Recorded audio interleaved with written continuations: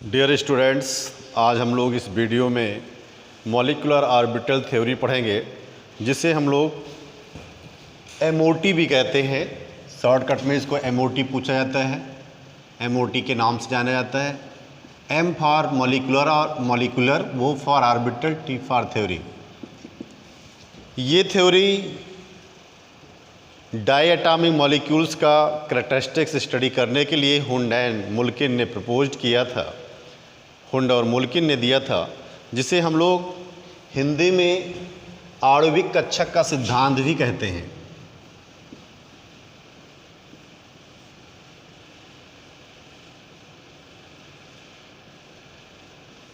आणविक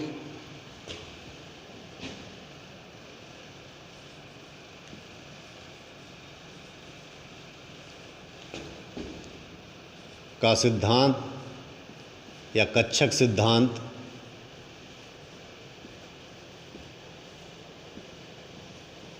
के नाम से जानते हैं।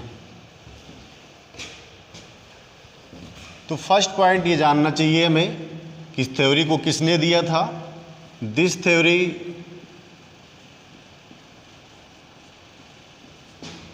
Was proposed by Hund and Mulliken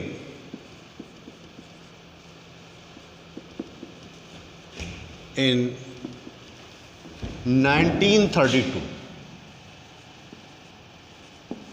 1932 में हुंड और मुल्किन ने आणविक कक्षक का सिद्धांत दिया डाई एटॉमिक मॉलिक्यूल्स के लिए।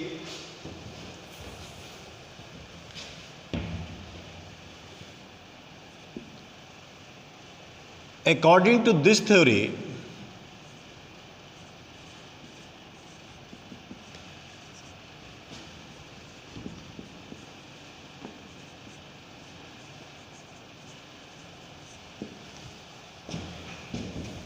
इस सिद्धांत के अनुसार जो मॉलिक्यूलर ऑर्बिटल बनते हैं, ये एटम के परमाणुीय ऑर्बिटल के लीनियर कॉम्बिनेशन से बनते हैं, संरेखीय योग से बनते हैं। Molecular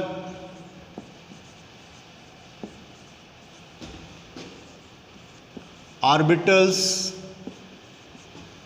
are formed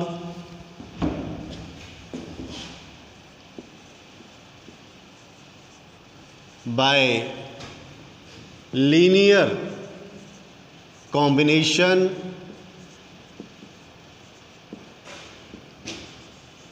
of atomic orbitals।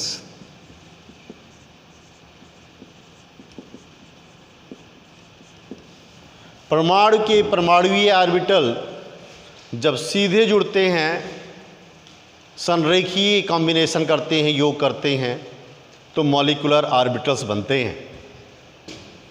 यही बात हुंड और मुल्किन ने बताया था और इसका यूज किया। जो मॉलिक्यूलर ऑर्बिटल्स थे, ये दो प्रकार के ऑर्बिटल्स मिले थे। इनमें से कुछ ऑर्बिटल ऐसे थे जिनकी ऊर्जा परमाणुीय ऑर्बिटल से कम थी, और कुछ ऐसे थे जिनकी परमाणुीय ऑर्बिटल से ज़्यादा थी। तो जो मॉलिक्यूलर ऑर्बिटल की ऊर्जा, एनर्जी परमाणुीय ऑर्बिटल से कम होती है, उसे हम लोग बॉन्डिंग मॉलिक्यूलर ऑर्बिटल्स कहते हैं, और जिसकी ज़्यादा होती है उसे एंटी बॉन्डिंग मॉलिक्यूलर ऑर्बिटल्स कहते हैं। यहाँ पर एक बात और जानने योग्य है कि लीनियर कॉम्बिनेशंस कैसे होते हैं। तो इसका एग्जाम्पल मैं दे रहा हूँ आपको कि जैसे मान लीजिए दो एटम्स हैं, एक एटम का 1s और दूसरे एटम का 1s, ये लीनियर कॉम्बिनेशन करते हैं। तो ये लीनियर कॉम्बिनेशन करने के बाद दो तरह के ऑर्बिटल्स बनते हैं, 1s 1s जुड़ेंगे, एक बनेगा सिग्मा 1s, एक बनेगा सिग्मा स्टार 1s। ये जो सिग्मा 1s है इसको बॉन्डिंग मॉलिक्यूलर ऑर्बिटल सिग्मा कहते हैं, इस पर स्टार लगा हुआ है, इसको एंटी बॉन्डिंग सिग्मा स्टार को कहते हैं, anti bonding sigma molecular orbitals. तो ये लीनियर कॉम्बिनेशन से बन गए।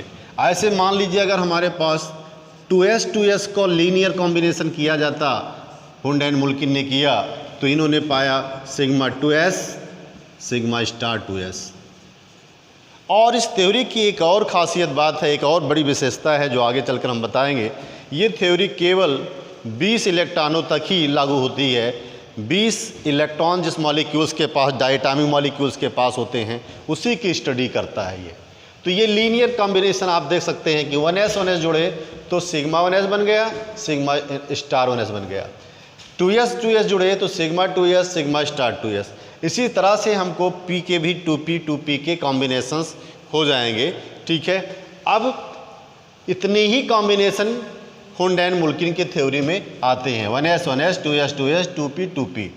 तो यहाँ पर जो थ्योरी आ रही है कि मॉलिक्यूलर ऑर्बिटल कैसे बनती हैं, ये linear combination of atomic orbitals बनते हैं। इसी के आधार पर इनको हम लोग LCAO के नाम से भी जानते हैं कि LCAO क्या है, linear combination of atomic orbital क्या है, linear combination of atomic orbital he molecular orbitals है।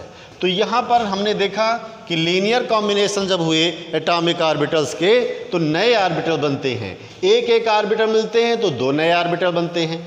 ठीक है, जिसलिए जितने एटॉमिक ऑर्बिटल मिलेंगे उतने ही नए ऑर्बिटल बनेंगे, उतने ही मॉलिक्यूलर ऑर्बिटल बनेंगे। मतलब number of total atomic orbital which are participate in the linear combination is equal to the number of molecular orbital। दो एटॉमिक ऑर्बिटल थे तो 2 मॉलिक्यूलर ऑर्बिटल बने, ये फिर 2 आए तो 2 और बन गए। इस तरह से जितने एटॉमिक ऑर्बिटल, ये एटॉमिक ऑर्बिटल्स कहलाते हैं, इनको हम लोग एटॉमिक ऑर्बिटल्स कहते हैं। ये परमाणु के एटॉमिक ऑर्बिटल्स हैं, इनको एटॉमिक ऑर्बिटल्स कहते हैं। ये हमारे एटॉमिक ऑर्बिटल्स कहलाते हैं, एटॉमिक ऑर्बिटल। ठीक है, और ये जो आपके हैं इनको हम लोग जो है मॉलिक्यूलर ऑर्बिटल्स कहते हैं। ये हमारे मॉलिक्यूलर ऑर्बिटल्स हैं। अब यहाँ पर मॉलिक्यूलर ऑर्बिटल्स जो होते हैं 2 टाइप्स के हैं, बॉन्डिंग और एंटी बॉन्डिंग की। तो ये थर्ड पॉइंट हमको ये समझना है कि बॉन्डिंग और एंटी बॉन्डिंग में डिफरेंसेस क्या हैं। ये आपको सबसे बड़ी जाना कि बॉन्डिंग जो मॉलिक्यूलर ऑर्बिटल्स होते हैं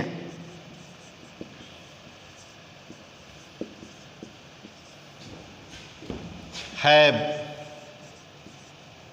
लोअर एनर्जी